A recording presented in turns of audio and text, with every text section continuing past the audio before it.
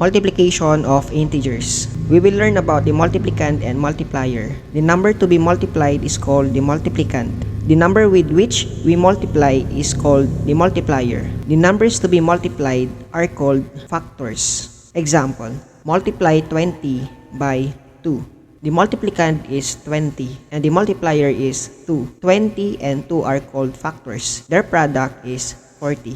Rules in multiplying integers. Number 1. When you multiply two numbers with the same sign, the product is positive. Positive times positive is positive. Negative times negative is positive. Number 2. When you multiply two numbers with different signs, the product is negative. Positive times negative is negative. Negative times positive is negative. Number 3. Any number multiplied by 0 gives a product of 0.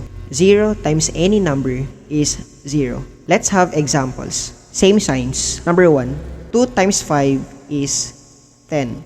Number 2. 9 times 4 is 36. Number 3. 10 times 10 is 100. Number 4. Negative 12 times negative 12 is 144. Number 5. Negative 3 times negative 5 is 15. Number 6. Negative 6 times negative 4 is 24. For numbers 1 to 3, the given numbers are all positive. Their product is also positive. For numbers 4 to 6, the given numbers are negative. Their product is still positive. Let's have examples for different signs. Number 1, 30 times negative 2.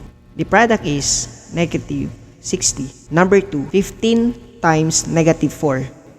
That is negative 60. Number 3, 10 times negative 8. Negative 80. Number 4. Negative 4 times 9.